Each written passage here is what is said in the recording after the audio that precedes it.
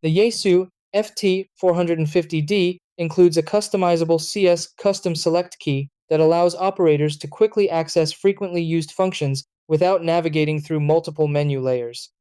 By assigning a preferred feature such as noise reduction, bandwidth adjustment, or menu shortcuts, you can streamline operation and respond faster during communication. Modifying the CS key only takes a moment through the radio's menu system and helps tailor the transceiver to your operating style. Try these.